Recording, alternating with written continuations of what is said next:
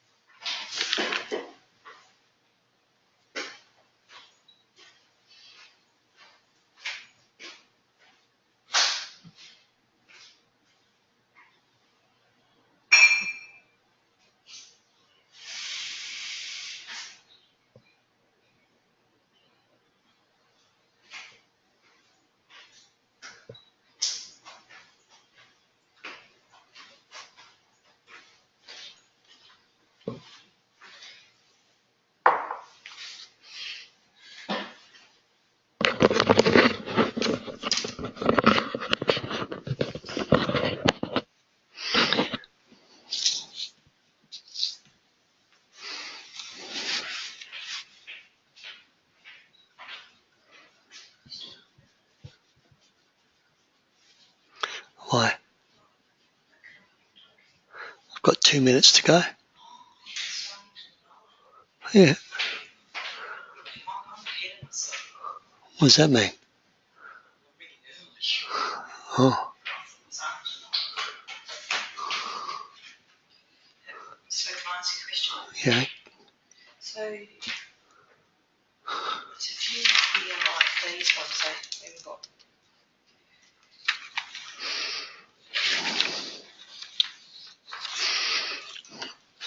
So I've got 3 this afternoon and 1 tomorrow. Chef, I've got her first day back at work. Carly, she's hard. I've tried her so many times. Yeah. What do you want from me?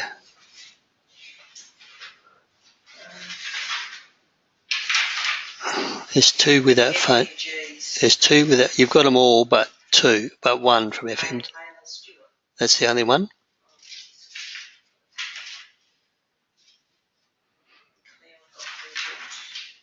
Jason, I'm trying to get her. She's not answering, but maybe they don't answer their phones. It's right to wrong. Vicky, I've tried.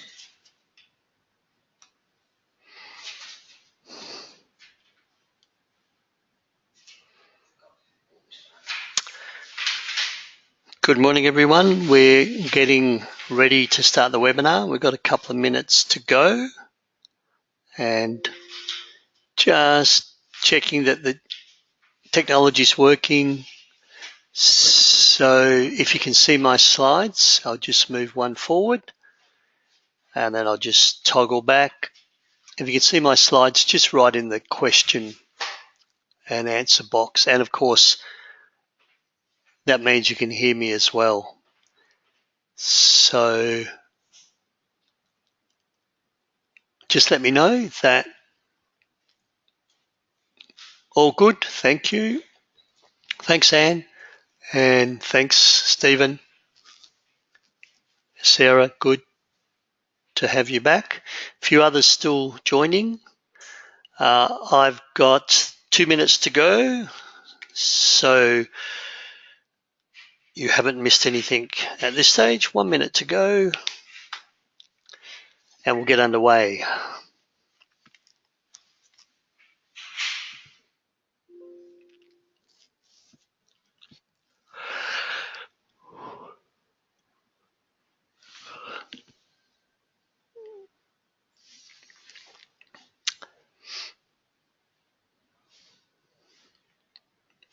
Good morning, Gail.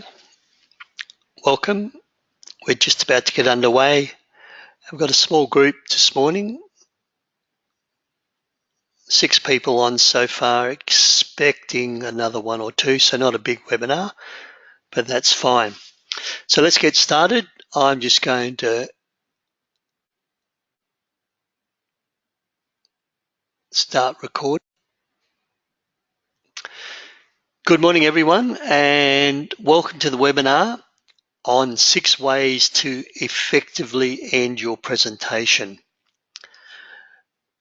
This webinar comes about because I see a lot of speakers who speak very confidently, very engagingly, and then they kind of just trail off towards the end and they have a soft landing or they don't end strongly. So the aim of every presentation is to make sure you nail your ending. The ending is one of those memorable moments in a speech. It's also the most recent thing that people will remember from you. It's the last thing you've said.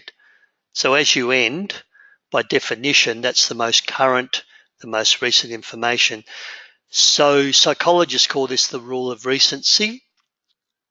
In terms of ending your presentation, it's important that it has content that is memorable, that is relevant, and kind of amplifies what your message is. So I'd love to cover today 6, there's more than 6, but 6 ways that I teach and I use to sometimes end my presentation. I was lucky enough to be in Singapore last weekend and I went to a seminar on keynote speaking. So I saw and learnt a lot from people who do keynote speaking for their living, and watching them bring home the ending, nail their presentation right at the end, is really quite strongly reinforcing of what I teach. And these great keynote speakers that I saw in Singapore, they make sure that their ending is really powerful. Most of you have done my webinars before. Just in case, ask questions as we go. You've got that little question box. Type in at any time. If it's relevant there and then, I'll pause and answer that question. If it's something I'm going to cover later on, then I will also do that. Take notes, participate, think and apply. So do you have a presentation coming up? How might you end? How might you nail that presentation as a result of what I teach you today? You can also go back to a previous presentation and how could have you changed the ending? So the aim is about taking something away that you can use, that you can incorporate into your public speaking style. All right, let's get underway. So the first way you can end this, you can end with a summary. And this is really good when you've got a multi-step process, the 3 pillars of success, the 5 keys to financial freedom, the 4 ways to own your own house. Whatever that is, by summarizing it, you're just reiterating what people have said. And they don't necessarily need to know all the details. They've taken their notes, you've given them a handout or a website, but they remember the key bits of information. 3 steps to early retirement. So thanks for coming today, and I've just covered the process that you can go through if you want to retire early. So the first thing is, second thing is, the third thing is. That's your ending. So a reiteration.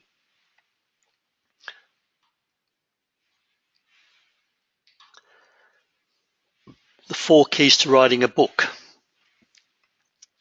This is your presentation. So when you come to the end, so in summary, in conclusion, if you do want to write a book, these are the 4 processes you go to. First step, come up with an idea. Second step, start writing 1 hour every morning. Third step, find yourself a copywriter and an editor to help you put together. And step 4, you can publish it online and use Lulu or whatever it is. The number 1 habit of successful entrepreneurs. It's a summary. So you've given them the information, you've handed out, and come back to that 3, the 4, the 2-point summary. This is a easy and a common way of ending. Not necessarily the most powerful, but when you're doing lessons and training and talking about new policies or procedures, it's a great way to end, to reiterate and amplify the key points you want people to walk away with. All right. The second way to end is to have a call to action. I see people, they talk beautifully, they're engaging, they tell stories, and then they stop and they say, thank you very much. You've been a lovely crowd. I've really enjoyed my time with you today. In fact, they even do softer endings. And while very polite, they don't finish your presentation really well. And you hear comments like these. Thanks for your attention today. I've really enjoyed my time with you. Please have a safe journey home. I know some of you have traveled a long way. Or, I've really enjoyed my time today with you, and I look forward to working with you sometime in the future. So all those nice and polite platitudes, and they may be genuine and authentic. I really have enjoyed my time with you today. I'm not saying don't do them. What I'm saying is bring them in before your ending and nail your ending. And you can do that by a call to action. And I've worked with the Red Cross and the Heart Foundation, and the Heart Foundation's call to action is their phone number. So if you want to know more information around heart health or how you can help and contribute to research around heart disease, call 1-800-345-267. Yep. If you want more information, if you want to help and participate in research around heart health, call 1-800-234-567. What is your call to action? So if you only do one thing today, I want you to go home and talk to your family about what do you want to happen when you're unable to live at home alone. Do you want to go into a nursing home? Do you want home and community care delivered to the home? What do you want to happen when you can no longer live independently? If you only do one thing, go home and have that chat with your family. What is your call to action? What are you asking people to do? And those of us in Perth and Fremantle will know that there was a new road being built through Belia wetlands, and it was going to be an extension of a freeway all the way down to the Fremantle port, because at the moment all these road trains, all these trucks travel along suburban roads to the Port of Fremantle. There is no freeway bypass road to the Port of Fremantle. But the call to action from the community was so strong that it literally ended one government, the Liberals, and helped get the Labor in, because the Labor's call to action was, we will stop Roe Highway extension. We will stop it. Call to action. People believed them, and they did. What's your call to action after you've spoken? What do you want people to do? And remember, when you're doing a presentation, when you're preparing, you want people to do something after you've spoken. You want them to change their behavior, change their beliefs, to consider a new way of thinking, to embrace a change management process, to go about their business in a different way. This is your call to action.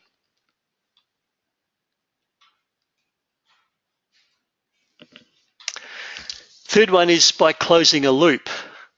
And when you close a loop, generally you can create a memorable aha moment. Comedians use this all the time. So it's kind of like you're telling a story, you tell a bit more of the story, and this in its own right makes a nice point. If you say nothing else, then that makes a great point. You tell some more information, you tell some more information, you tell some more information, and then towards the end, as part of your conclusion, you go back and say, almost like Columbo used to say, but one last thing. Oh, and I just want to tell you a little bit more. And you layer that last bit of the story that closes the loop, and people say, aha. Another way of looking at it is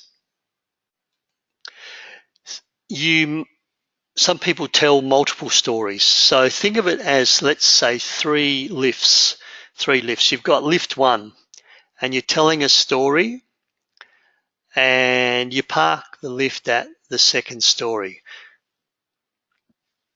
So the story and the information makes sense. Then you start to tell another story, and then you park that lift at the third story. And then you give another completely different story, different bit of information, and you park that one at the second story. And then you come back, and then you bring all three lifts, all three stories down to the ground floor at the same time, creating a big aha moment as we now realize that all three of these stories, these three different anecdotes, these three bits of information, all relate and amplify to the one thing. So that's called closing a loop. Comedians use it all the time. Now, I'm just going to do a little one. It's not all that powerful, but we'll see how we go. You know how I opened up by saying I'd just been to Singapore, and I went to a conference on keynote speakers where they had keynote speakers and they taught you about keynote speaking. And I was lucky enough to speak to one of the keynote speakers and presenters who was also the organizer of the Asia Professional Speakers Singapore's convention in May 2018. And he heard my story, and he had a look at my video, and he invited me to be a keynote speaker in Singapore in 2018. And I've said yes. So I'm really looking forward to going back to Singapore in May and being a keynote speaker in front of 300-400 people and sharing my story. So I started my presentation by telling you that I went to Singapore. That's fine. I learned about keynote speaking, and I saw how they closed. They're really strong close. I can end that story there. Keynote speakers emphasize their close. They have a call to action. They have a summary. They have something strong. But I've added another layer. I've just said, oh, and by the way, while I was there, I've been invited to be a keynote speaker. So the real reason I'm telling you about Singapore is because, hey, I've been lucky enough to be invited to be on the platform with other keynote speakers in Singapore in May. It's kind of closing the loop. So I guess when I do a webinar in June, I can add another layer and let you know how I went. just another way of ending your presentation. Close the loop. Are there any questions? I'm going to pause for a moment. Get rid of those drawings. Any questions?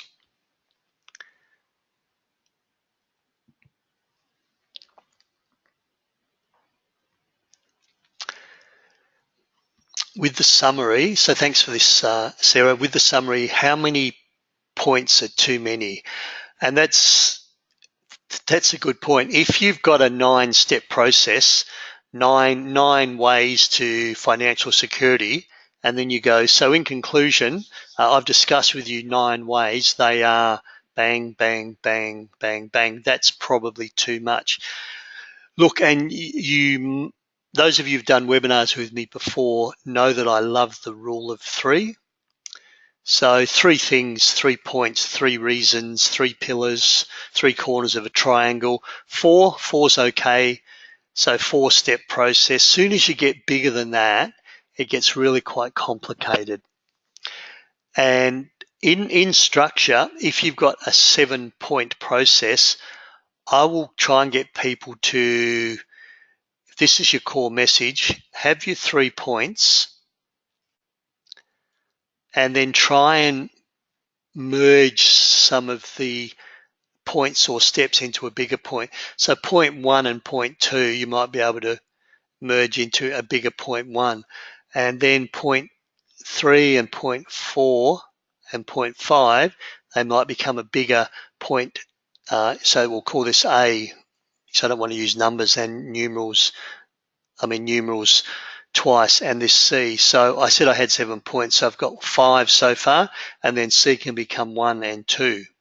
So really you've got 7 steps, 1, 2, 3, 4, 5, 6, 7. But in your summary you can say, so remember there's 3 things you need to do to financial security. So A, the first one is take care of your own finances, and that you don't have to go any further than that in your summary. But in your presentation, first one might be you need to be financially literate. And the second one might be you also need to have a financial planner. And that was taking care of your own financial situation. Number 1, learn to understand it yourself. Number 2, don't do it by yourself. But altogether, that's in one major point. So if you do have a big step process, this is both in structure, in preparing your speech, have your 3 key points, but you've got point A1, point A2, point B1, point B2, point B3, point C1, point C2, and your conclusion, if you're going to use a summary, it's so A, B, and C. Great question. Thank you for that. Any other questions? All right. So the 4th point is close with a memorable statement.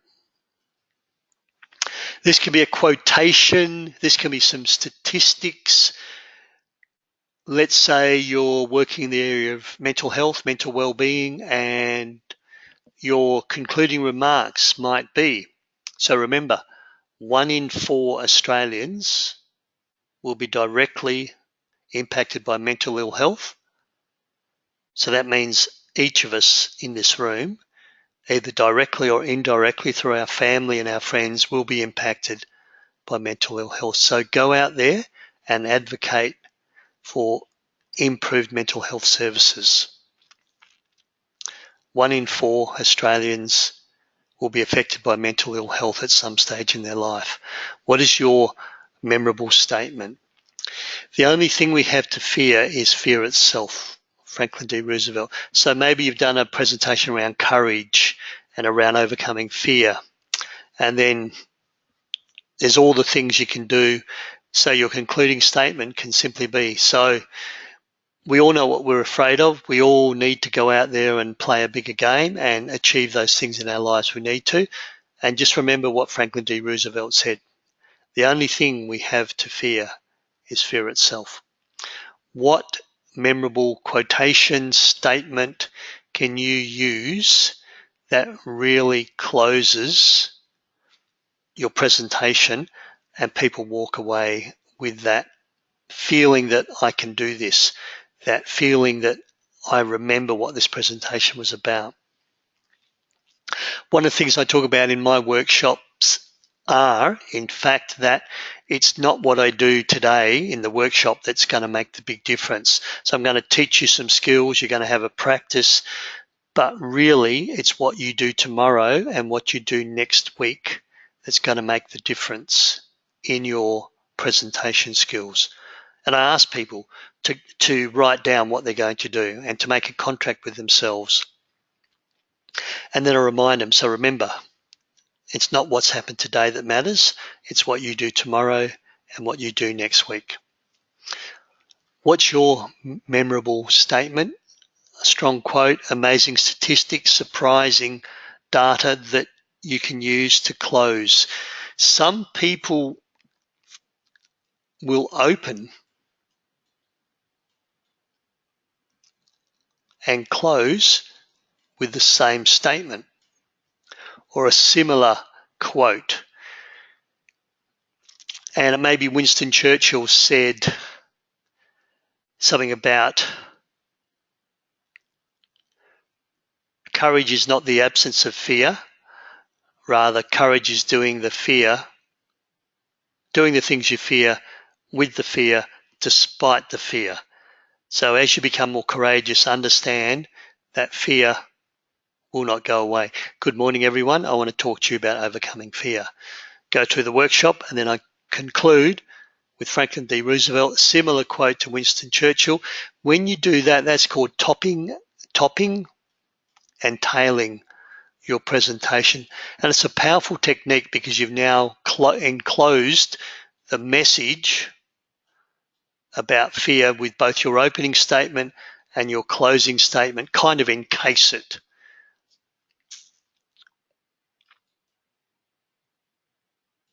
Memorable statement. End with the benefits.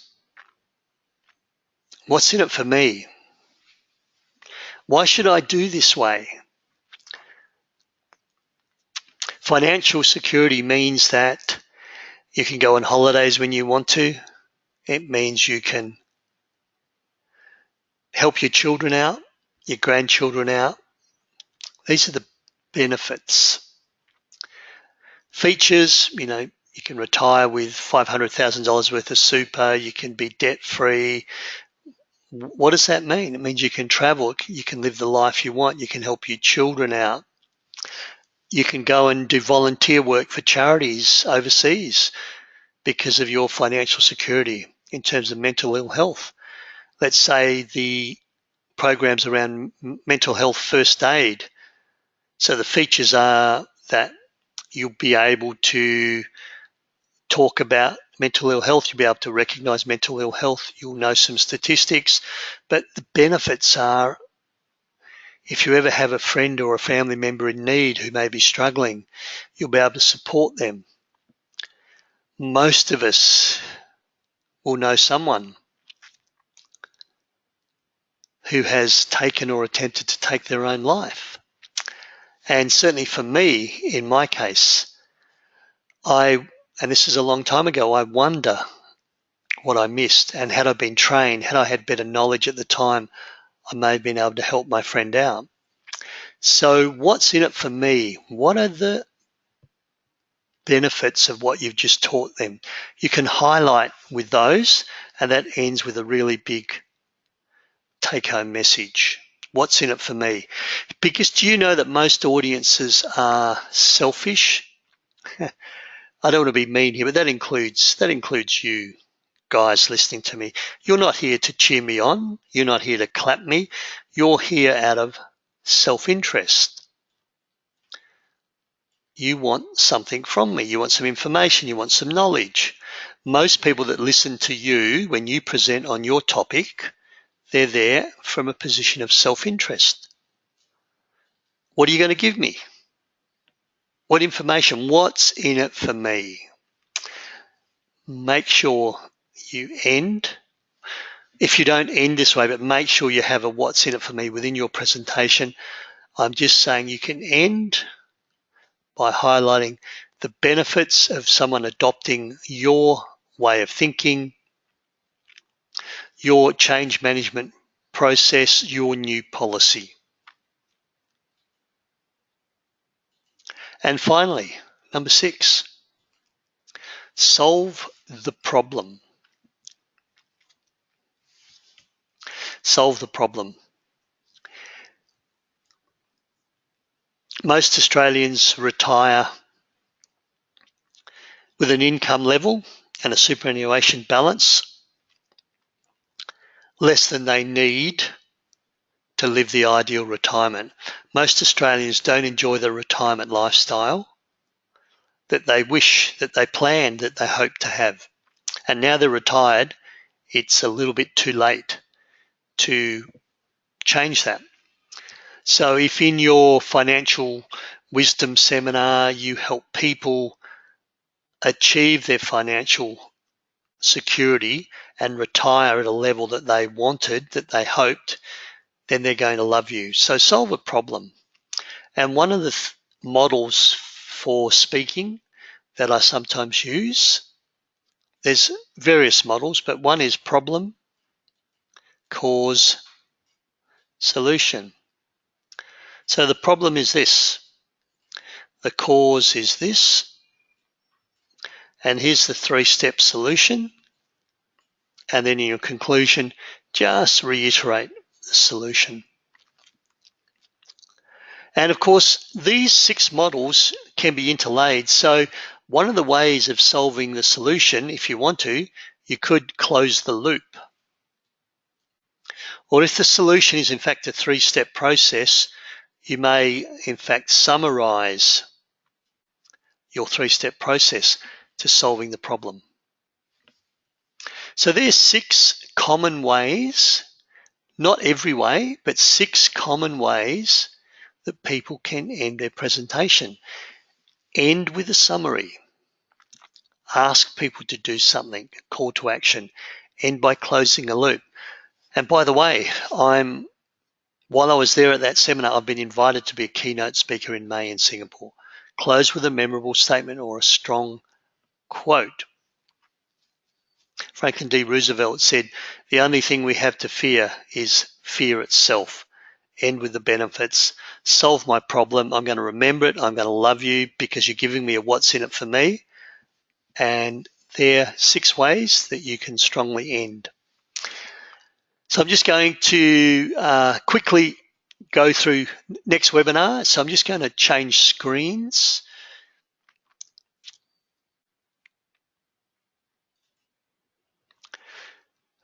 So for March, let's go back to February. Our next webinar is 15th. Your body language will make or break your job interview. So 6 tips for ensuring great body language. Workshops in Port Hedland and Karratha on the 20th and the 23rd of Feb. Coming back to March, we have got workshops in Brisbane, but we have got difficult conversations in Perth, thinking and speaking off the cuff in Perth. So please pass those workshops on. And I've still got a couple of minutes, so last questions. I've got a question from Anne. Do you end with Q&A? The simple answer is never. No, don't do it. Let me just toggle back and I'll answer properly, Anne. That was very flippant. I do apologize. Do you end with Q&A?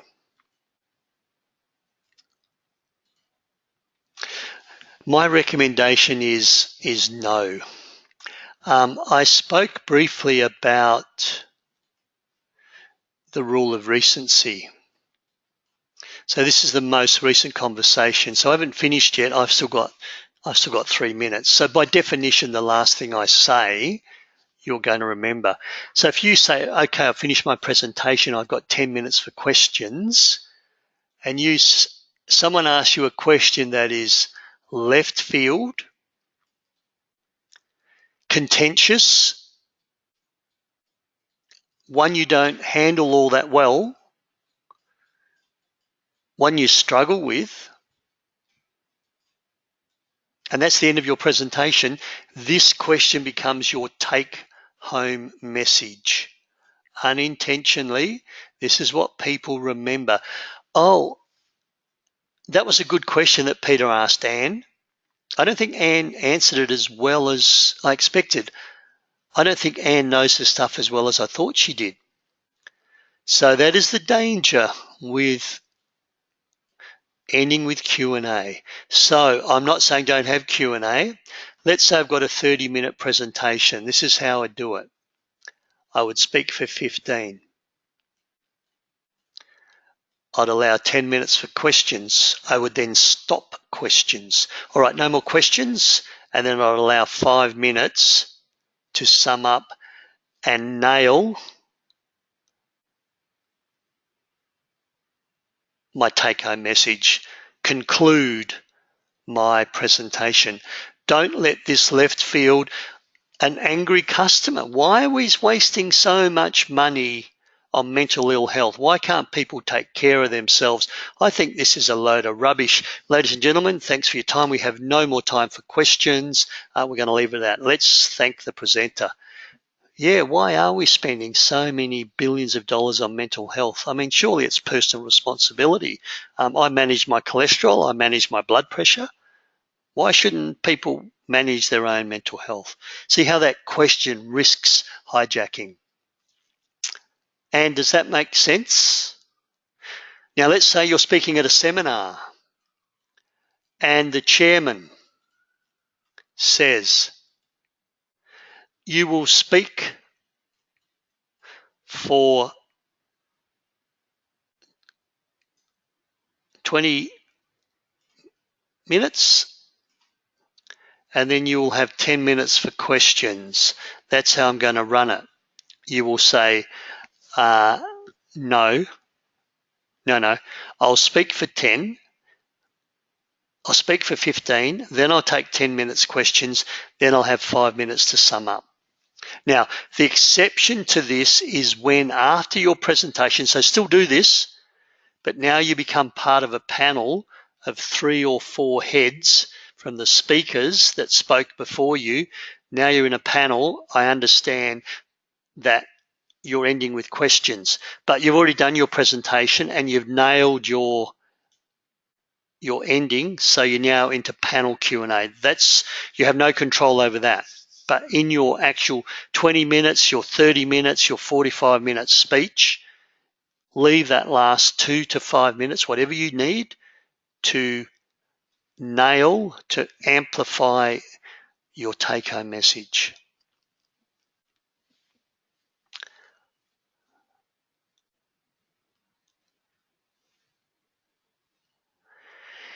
So Anne's comment, my thinking was that questions can provide an opportunity to reinforce key points, always bringing the question back to the points. So I had someone from Minerals and Petroleum. Please forgive me if you need to leave now. I'll just stop the recording.